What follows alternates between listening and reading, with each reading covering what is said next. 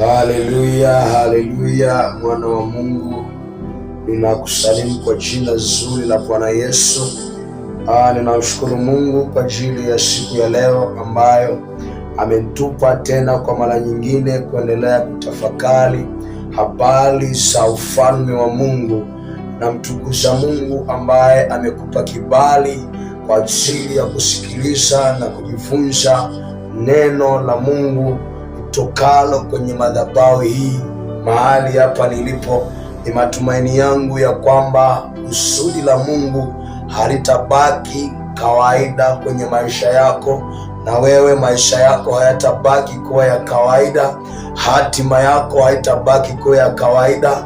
Neno la Mungu litabadilisha maisha yako kwa viwango vya juu sana.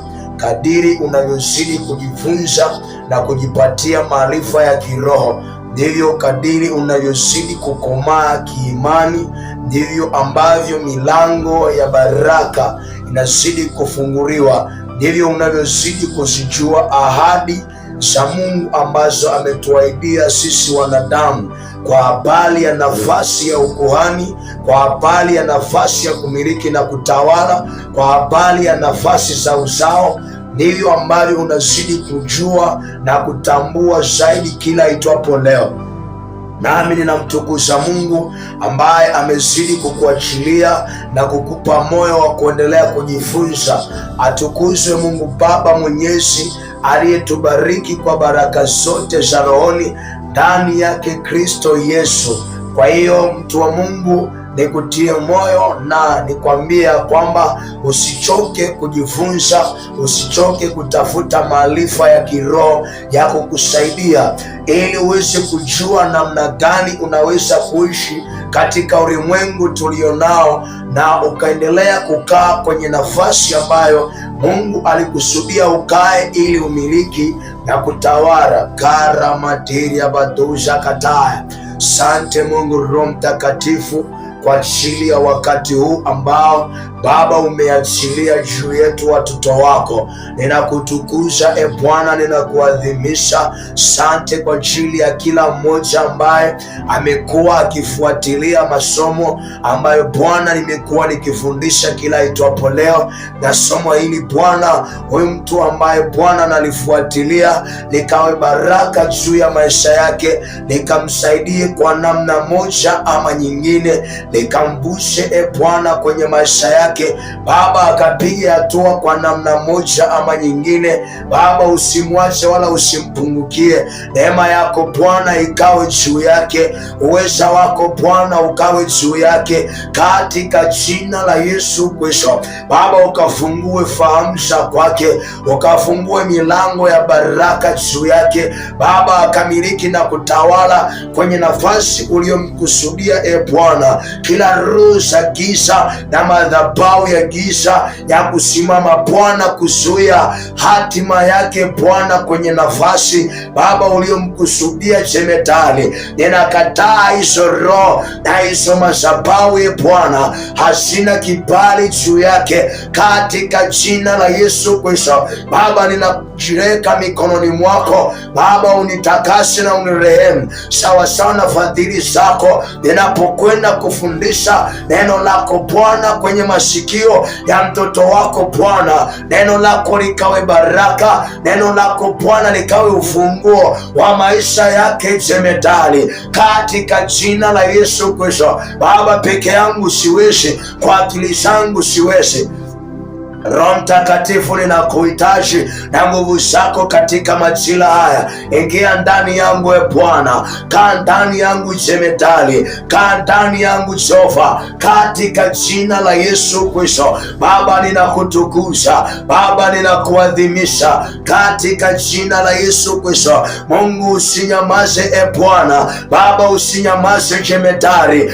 Rakasakateria bahande rikatakatarabakusha kataya Basaya, Rapaka Sakateria, Rikatala Batusa Kateria, Rapapa Sateria Mahande, Riko Sakataya Mahando Rabasaya, Katakatara Mandiria Batusa, Rikakara Mandiria Basaya, Basiria Mahande Rikataya, Apako Sakaria Mandiria, Rika Sakateria Bakusha, Rapako Sakataya. Kila zoroza giza zilizokalia nafasi Bwana za kwetu jemedali, ninaziapisha kuzimu, hazina kibali wala mamlaka kwenye nafasi za kwetu.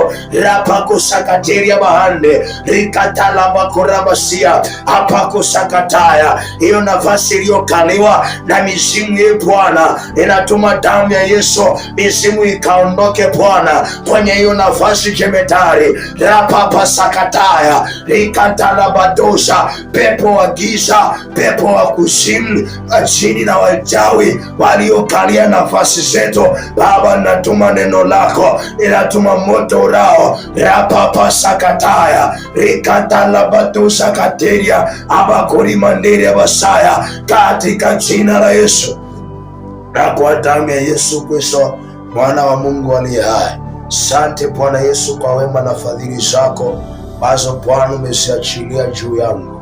Mungu, ninaomba mkono wako na rehema zako zikawe pamoja nami wakati huu. Mungu ukaseme nami.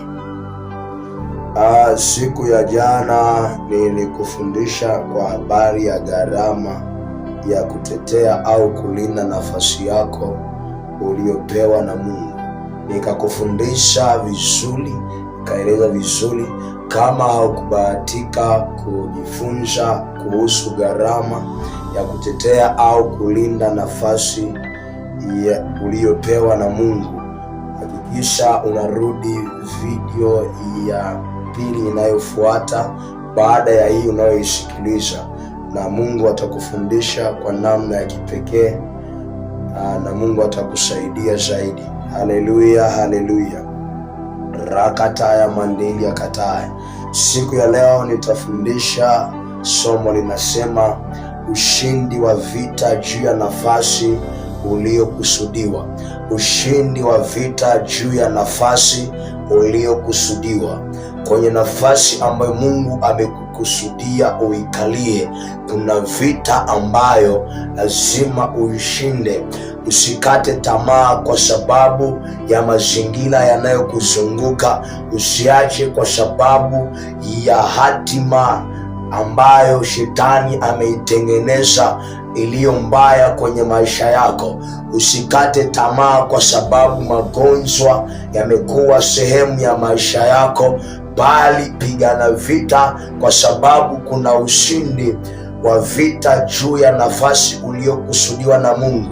Magonjwa unayoyapitia leo ni kwa sababu ya nafasi ambayo Mungu amekukusudia kesho. Kukataliwa unakopitia leo ni kwa sababu ya heshima ambayo Mungu amekuandalia kesho.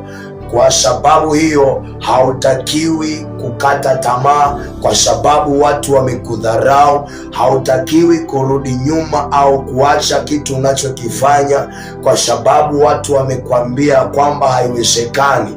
Kwa sababu vita ya kukataliwa, vita ya kukatishwa tamaa unayokutana nayo leo, utakapoishinda itakupeleka kwenye nafasi ya kusudi ambayo Mungu amekukusudia wewe na vizazi vyako. Watu wengi wamepoteza uhalisia wa maisha yao kwa sababu wamekata tamaa.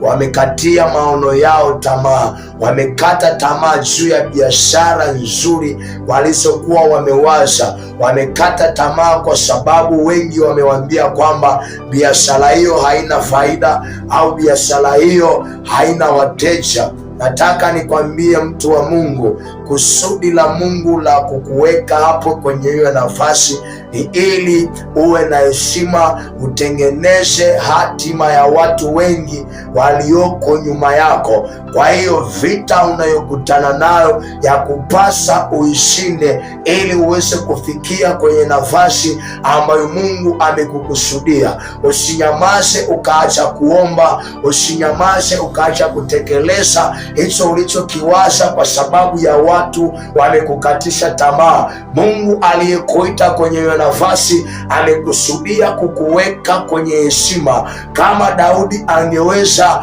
kurudi nyuma kwa sababu ya Goliati, asingeweza kuwa mfalme, wala asingeweza kupata heshima kwa mfalme kama aliyopata heshima katika kipindi kile. Biblia inazungumza, inasema Daudi alimwambia Goliati ya kwamba wewe unanijia kwa silaha, mimi nitakujia kwa jina la Bwana. Maadui zako wanakukatisha tamaa, waendee kwa jina la Bwana. Kila kikwazo kilichopo mbele yako kiendee kwa jina la Bwana, nawe utashinda hiyo vita na utakaa kwenye nafasi ambayo Mungu amekukusudia. Katika nafasi ambayo Mungu amekukusudia, lazima ukubali kuingia gharama, ukubali kupigana, ukubali kupambana na chochote kitakachokuja kinachozuia hatima yako, ili Mungu aweze kukuketisha kwenye hiyo nafasi ya heshima, kwenye hiyo nafasi ya kusudi. Na Mungu aliye hai atakupigania na kukuwezesha. Rapakataya kateria mahande, ninakuombea katika jina la Yesu, nafasi ambayo Mungu alikukusudia ukapate kuikalia, kwa sababu ndiyo agano la Mungu juu ya wote wenye mwili wanaomwamini Kristo. Wewe unayemwamini Mungu, hakika Bwana akuteteshe kwenye nafasi aliyokukusudia. Kama amekukusudia kuwa rais wa nchi, ukawe rais katika jina la Yesu. Kama amekukusudia kuwa waziri, ukawe waziri katika jina la Yesu. Kama amekukusudia kuwa nabii, ukawe nabii wa mataifa katika jina la Yesu. Kama amekukusudia kuwa mfanyabiashara mkubwa, ukawe mfanyabiashara mkubwa katika jina la Yesu. Hizo nafasi ambazo Mungu amezikusudia kwako, ninakuombea katika jina la Yesu zikatimie kwenye maisha yako. Hakuna chochote kitakachokudhuru, hakuna kitakachokuzuia katika jina la Yesu Kristo. Rakatakatara mandilia katiria baseria amandike tarabadusa kataya rika mandilia badusa arabadusa mandilia, katika jina la Yesu Kristo na kwa damu ya Yesu Kristo. Yesu asifiwe. Daudi alipopigana na Goliati hakuogopa idadi ya Wafilisti waliokuwa nyuma ya Goliati, wala hakuogopa urefu wa Goliati, hakuogopa upana wa Goliati. Yeye alichoangalia ni kupambania nafasi ambayo Mungu alikuwa amemkusudia. Mungu alikuwa amekusudia ushindi juu ya Israeli kupitia Daudi. Kwa hiyo Daudi akaamua kusimama kwenye nafasi kama Mungu alivyomkusudia. Mimi sijui kama Daudi alikuwa anawaza kwamba Mungu amemkusudia hayo, lakini ninachojua kwamba aliamini kwamba Mungu aliye hai anaweza kumshindia hata mbele ya Goliati, anaweza kumpigania mbele ya Wafilisti, anaweza kumpa heshima mbele ya watu walio maadui zake zidi ya Israeli pia. Kwa hiyo nitaka nikwambie, kuna vitu umevikatia tamaa, lakini ndivyo vitu ambavyo vimebeba heshima ya familia ya kwako. Kuna vitu umerudi nyuma, hautaki tena kuvitekeleza kwa sababu ya watu wamekukatisha tamaa, kwa sababu ya mazingira ulionayo, kwa sababu njia ambayo unaiendea ni ngumu, lakini ndivyo vitu ambavyo vimebeba hatima ya uzao wako. Hivyo vitu vimebeba hatima ya wengi waliopo nyuma yako. Nataka nikwambie ya kwamba kama Daudi angeweza kuogopa ule urefu wa Goliati na ile milaba ya Goliati, kama angeogopa, nina uhakika ya kwamba asingeweza kuwa mfalme, wala taifa la Israeli lisingeweza kushinda vita dhidi ya Wafilisti. Nataka nikwambie kwamba wale watu ambao walikuwa wanapigana naye. Daudi hakuwaogopa, na wewe usiwaogope watu wanaopigana na wewe. Waendee kwa jina la Bwana. Shika kombeo na jiwe lako na silaha zako za vita, omba mbele za Mungu juu yao, na Bwana atateta nao wanaoteta na wewe. Katika kitabu cha Samueli wa kwanza sura ya 17 na mstari wa 47 hadi 49. Samueli wa kwanza 17 mstari wa 47.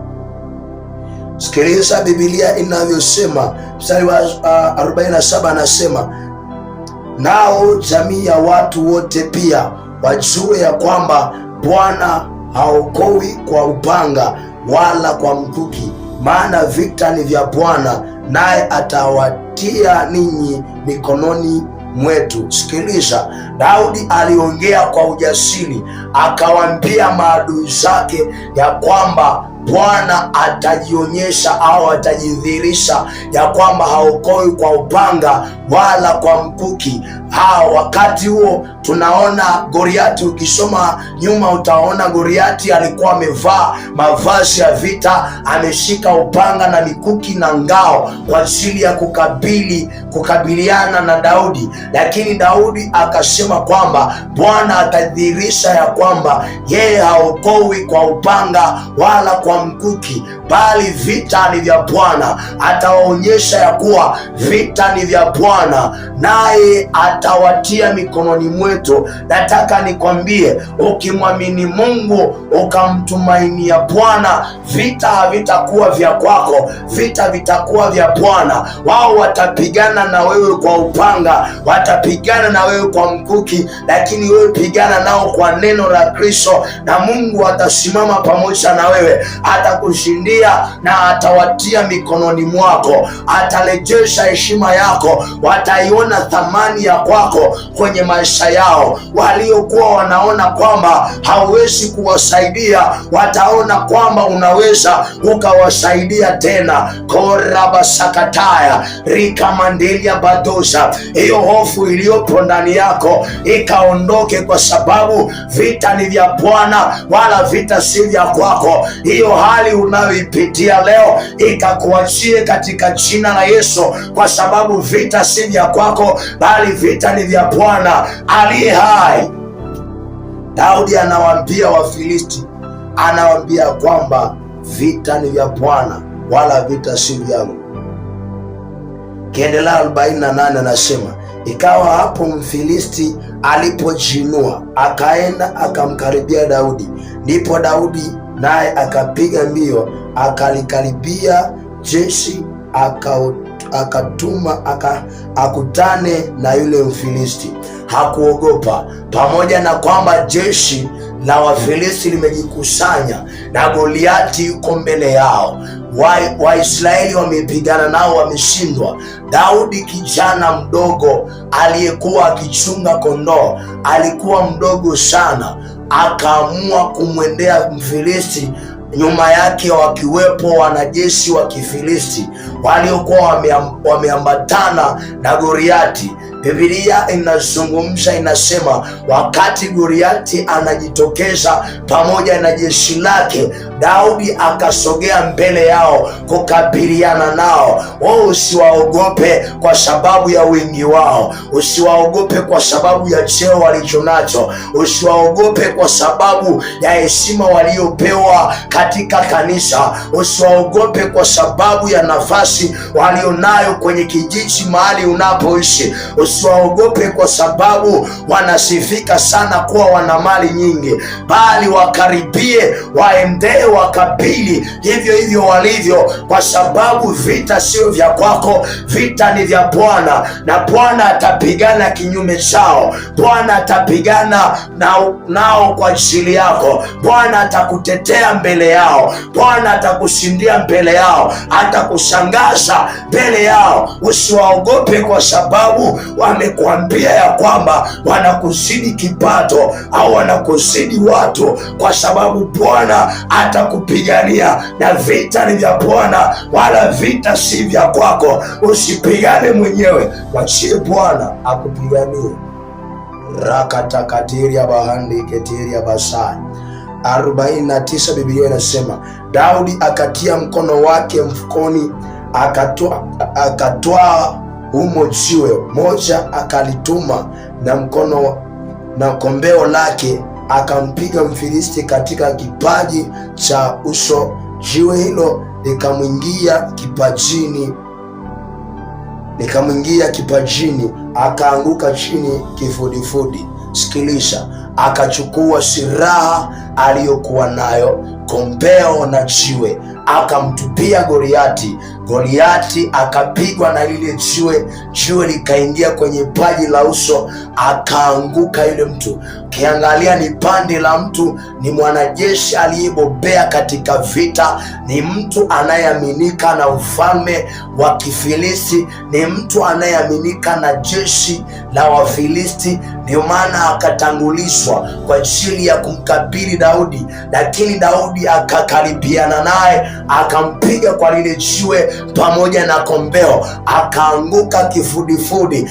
Katika jina la Yesu, sivae silaha za Mungu, usiachilie kwao, situme kwao, nao wataanguka mbele yao, wataanguka mbele zako, wataanguka chini, wala hawatastahimili uwepo wa Bwana ambao utakuwepo juu yako, na nguvu za Bwana ambazo zitakuwepo ndani yako. Usiwaogope, wakabili hivyo hivyo ulivyo, wakabili kwa hizo silaha. Sivae silaha za Mungu. Katika kitabu cha Waefeso sura ile ya 6 na mstari ule wa 10, Biblia inasema ya kwamba vaeni silaha zote za Mungu pate kushindana siku ya uovu. Shindana nao huku ukiwa umevaa silaha za Mungu, kwa maana vita vyetu si juu ya damu na nyama, bali ni juu ya wafalme wa giza hili na pepo wabaya katika ulimwengu wa roho. Kwa hiyo usipigane nao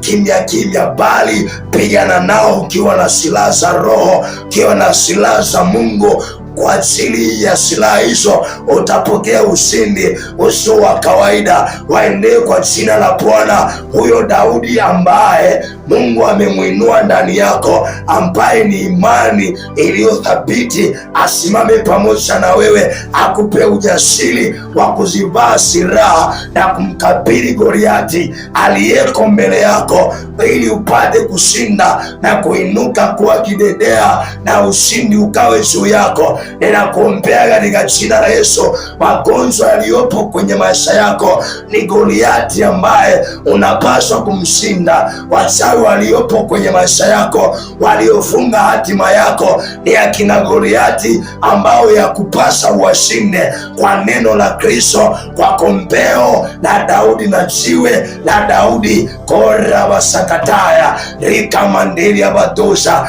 Ninakuombea katika jina la Yesu, kaipokee hiyo neema ya kuwashinda hao watu, kapokea hiyo neema ya kuwateketeza hao watu, ya kuwashinda waliokwendea kwa waganga, waliokwendea kwa wachawi, ukapokea neema ya kuwashinda katika jina la Yesu. Rakatakatiria mahandiri batusha rapakusakataya.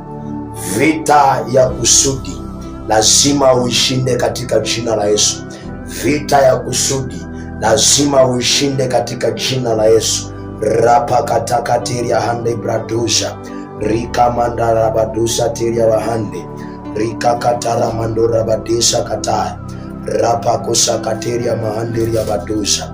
Kitabu cha Mwanzo sura ya 37, kitabu cha Mwanzo 37 kuanzia mstari wa 10 hadi wa 11, 37 kuanzia mstari wa 5 hadi wa 11. Kitabu cha Mwanzo 37 kuanzia mstari wa 5 hadi 37. Mstari wa 5 tunamuona Yusufu. Biblia inasema Yusufu akaota ndoto, akawapa ndugu zake habari, nao wakazidi kumchukia. Akawaambia, tafadhali sikieni ndoto hii niliyoiota. Tazama, sisi tulikuwa tukifunga miganda shambani, kumbe mganda wangu ukaondoka ukasimama, na tazama miganda yenu ikazunguka inama mbele ya mganda wangu. Ndugu zake wakamwambia, je,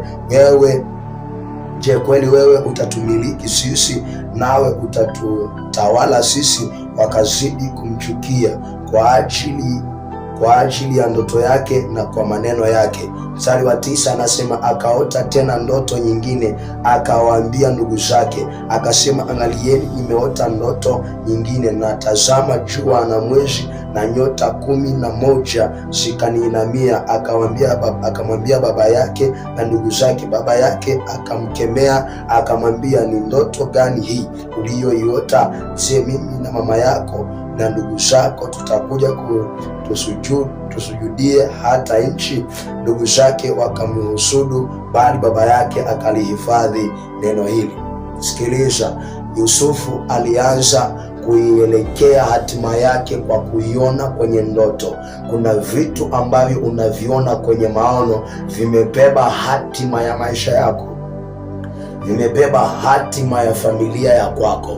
Yusufu alipoota ndoto, kitu alichokosea ni kumweleza kila mtu kwenye familia. Biblia inasema alivyoota ndoto ya kwanza akawaambia ndugu zake wakamchukia, wakamuhusudu, wakamchukia, wakazidi kumchukia kwa sababu ya ndoto yake.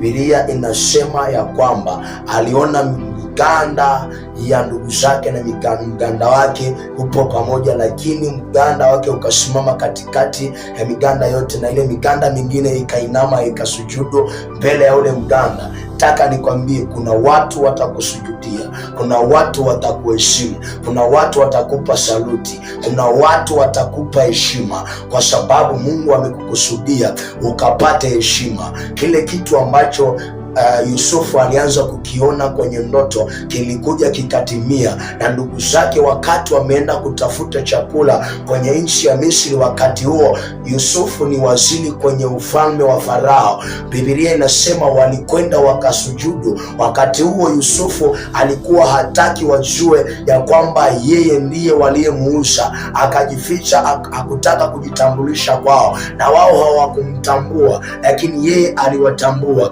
Hapa tunaona miganda inasujudia mbele ya mganda wake. Pia akaota ndoto nyingine, akaona jua na nyota vinamsujudia yeye. Nataka nikwambie ya kwamba wakati ambao Mungu amekusudia wewe upate heshima, kuna watu watakuchukia, kuna watu watakuhusudu, kuna watu watakukatisha tamaa, kuna watu watakuinulia vikwazo vya kila namna, lakini usiogope, kwa sababu kusudi la Bwana ni kukupa heshima, kusudi la Bwana ni kukutegemeza, kusudi la Bwana ni kuinua maisha yako, kusudi la Bwana ni wewe kukutegemeza na kuwategemeza wengine kupitia wewe. Korabasakataya. Yusufu aliona heshima kubwa, hata ndugu zake wakamsujudia. Siku ilipofika wakamsujudia. Nataka nikwambie, ndugu zake walimchukia na baba yake alimkemea, lakini hayo yote hayakuzuia kusudi lake. Watakuchukia lakini hawatazuia hatima yako. Watakutukana lakini hawatazuia mpango wa Mungu kwenye maisha yako. Watakuchukia lakini hawataweza kuzuia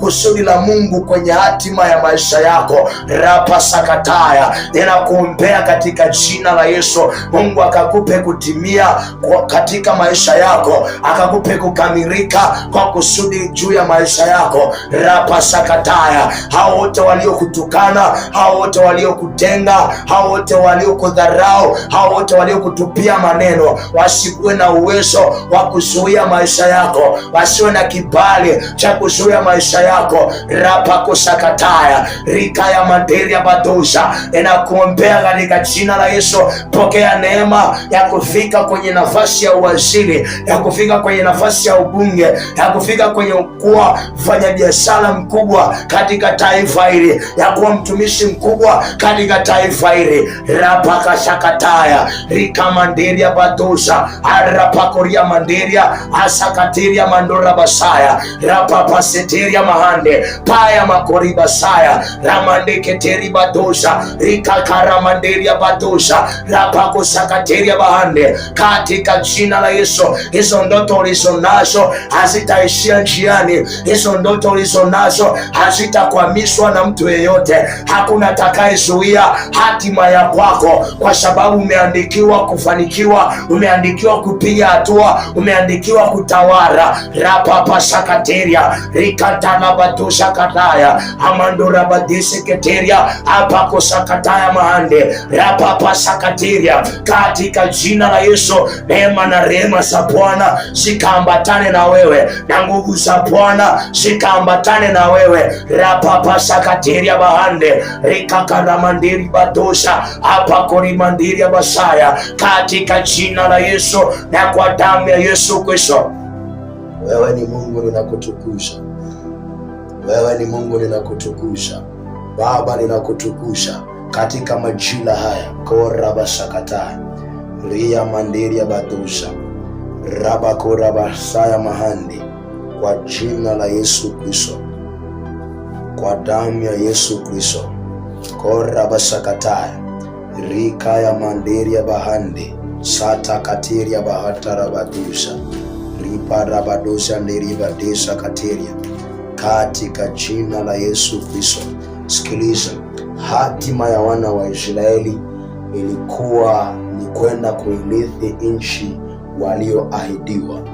Hatima yao ilikuwa ni kwenda kuirithi nchi yenye maziwa na asali. Ndiyo mpango wa Mungu kwao, ndiyo kusudi la Mungu kwao. Lakini vita iliyoinuka ya kwanza ni hofu ndani yao. Wakawa wanawaza itawezekana vipi, wakawa wanamhofia Farao, wakawa wanaogopa. Mbele yao kulikuwa na jangwa, mbele yao kulikuwa na bahari, mbele yao kulikuwa na mito, mbele yao kulikuwa na vikwazo vya kila namna, kulikuwa na njaa, kulikuwa na kiu. Lakini ukiangalia kusudi la Mungu ni wao kwenda kuirithi nchi iliyojaa maziwa na asali.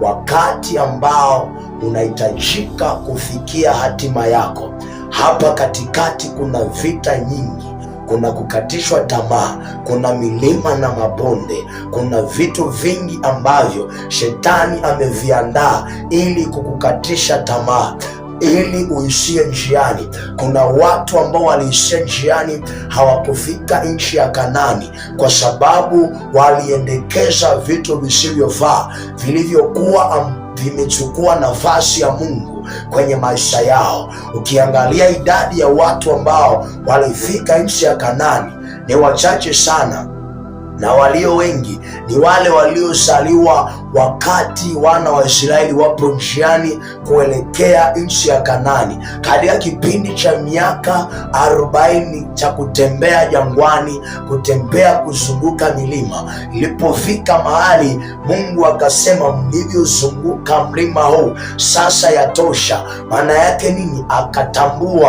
Watu wakatambua kwamba Mungu amekusudia wao wairithi nchi, watoke pale walipo waingie katika nchi ya ahadi. Lakini tunaangalia wapo waliokata tamaa, akiwepo Musa. Musa mwenyewe aliona vita ambayo anaipitia ni ngumu sana, akamwambia Mungu bora afe. Na Musa hakuweza kuirithi nchi ile ya Kanaani, hakuweza kuiona, aliishia njiani. Biblia inasema hata mwili wake hakuonekana, hata mauti yake haikujulikana imekuwa vipi. Nataka nikwambie usikate tamaa, uwe na moyo mkuu, kwa sababu nchi ya ahadi Mungu amekukusudia uingie na ukairithi, ukaone maziwa na athari ambazo Mungu amekukusudia ukale na kushiba kwenye hiyo nchi, kwenye huo utajiri, kwenye hiyo nafasi ya ukoo, kwenye huo uongozi, kwenye huo uwaziri. Mungu amekukusudia. Unasoma ili uwe kiongozi kwenye hili taifa. Usikate tamaa kwa sababu ya watu wanaokukatisha tamaa.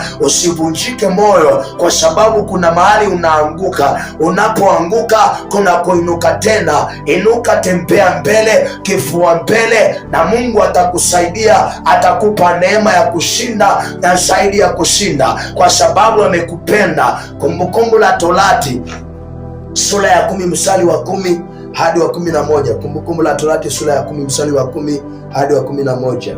Biblia inasema, na nikakaa mle mlimani kama hapo kwanza siku 40 usiku na mchana. Bwana akanisikiza wakati huo, nao asitake Bwana kukuangamiza. Bwana akaniambia, ondoka ushike safari yako mbele ya watu, nao wataingia waimiliki nchi niliyowapia baba zao ya kwamba nitawapa. Wakati Musa anamuuliza Mungu kwamba itakuwaje, hawa watu wanapitia magumu, wanapitia changamoto, wanapitia majaribu, wanapitia misongamano ya vitu vingi.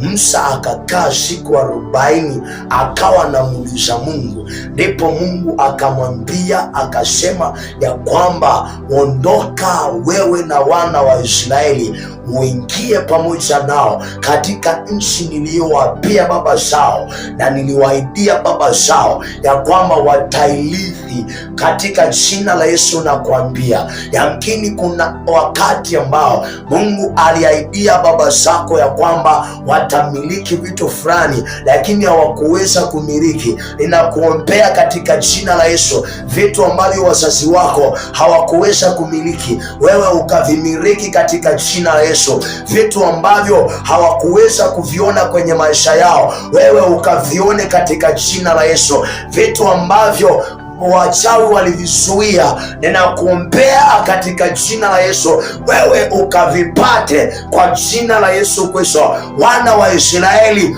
waliahidiwa nchi ya ahadi, nchi ya Kanani iliyojaa maziwa na asali. Ukisoma vizuri huko mbele kitabu cha Yoshua, utagundua kwenye hiyo nchi kuna Wanefili wamejaa huko, watu warefu, watu wakubwa, watu ambao wakiwatazama wana wa Israeli wanawatazama kama mapanzi. Kuna watu ukiwaangalia wamekuzidi kipato, wamekuzidi kila kitu, lakini hao watu ndio watu ambao wanatakiwa wawe chini yako. Katika jina la Yesu ninakuombea usiogope, ninakuombea usiwe na hofu, ninakuombea usikate tamaa, ninakuombea usirudi nyuma, kwa sababu hao watu ambao ni wakubwa watakuwa chini yako, ambao ni maarufu watakuwa chini yako, ambao wamesoma watakuwa chini yako. Wewe ndiye utakuwa manager wao, wewe ndiye utakuwa director wao, katika jina la Yesu Kristo Mungu aliye hai. Usiogope kwa sababu yao, usiogope kwa sababu ya vyeo walivyo navyo leo, kwa sababu Mungu amesema utarithi hiyo nafasi. Utashinda hivyo vita unavyokutana navyo, utashinda hayo majaribu unayokutana nayo, utashinda kila kitu unachokutana nacho kilicho kibaya, katika jina la Yesu Kristo. Madhabahu ya ukoo, madhabahu ya taifa ambayo yapo kinyume na nafasi ya kusudi la Bwana juu ya maisha yako, ninaangusha, ninavuruga kwa damu na kwa jina la Yesu. Ninakutamkia, I prophesy for you, you must be a dominator to your position. Arapakashakataya rikatalabadosha rapakaseketeria apakosakataya, kwa jina la Yesu Kristo. Laana yoyote inayozuia mpango wote wa giza unaozuia, ninakataa.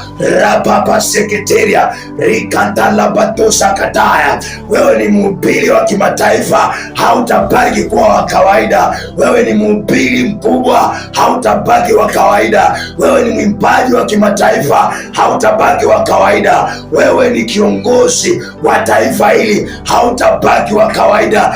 Rapa sakateria ramanteria bakorabasia atakatala batosa kataya rapa kosia manderia rapa kosakateria rikatala batosa rapa korea manderia rakasakateria rapa kosia manderia, katika jina la Yesu Kristo Mungu aliye hai.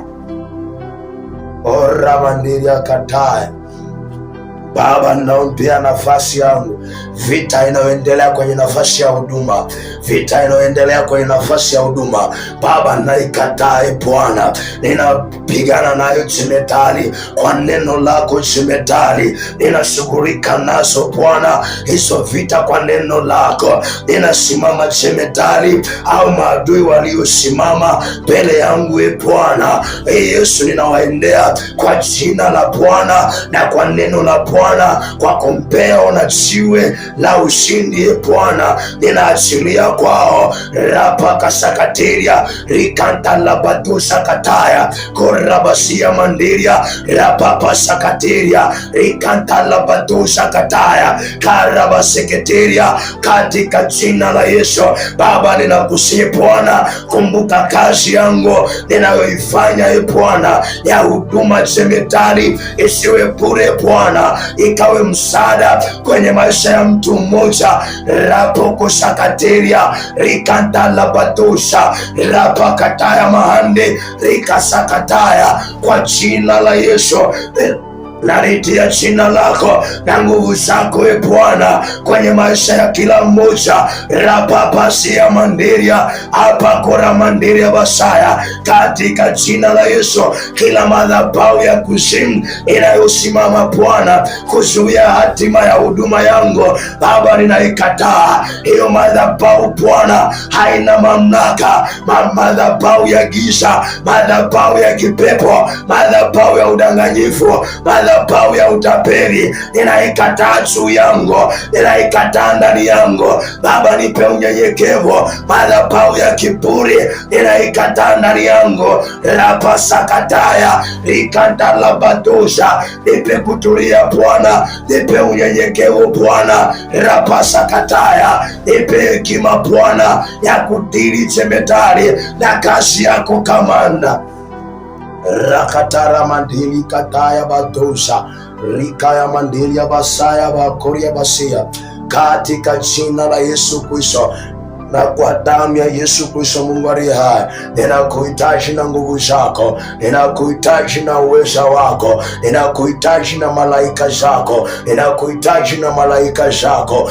Rapa sakateria hande platosa rika katala mandilia badosa rapa kosia mandilia kataya, katika jina la Yesu. Kwenye nafasi Bwana ya uzaliwa wangu, ninakuhitaji Bwana kwenye nafasi ya mzaliwa wa kwanza, kwenye na familia ya kwetu, ninakuhitaji ni kuone Bwana ukitetea familia ya kwangu, ukitetea wazazi wangu, ukitetea ndugu zangu Bwana na familia za kwao. Rapako sakataya rikantala badosa kateria rapako riamandiri badosa rapapa sakateria kataya, katika jina la Yesu.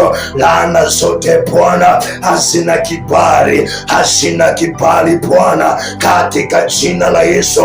Kwa damu ya Yesu Kristo, misukosuko ya giza ninaikataa Bwana, ninalituma neno lako yawe Bwana, ninalituma neno lako Bwana likavuruge kila mipango ya giza, kila mipango ya kuzimu.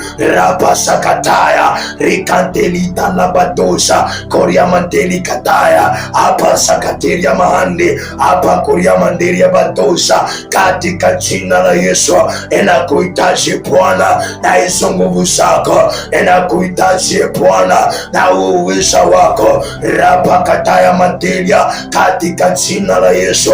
Ninakuhitaji Bwana na malaika zako rapapa sakataya rikatalabadosha kataya kwa damu ya Yesu Kristo. Baba, usinyamaze, nahitaji uwepo wako Bwana, niendelee kutumika madhabahuni pako, niendelee kukutumikia Bwana kalabadosha kataya. Mungu wa mbingu na nchi, huduma yangu jemedali ikawafikie wengi, ikafanyike baraka kwao andeketeli badosha.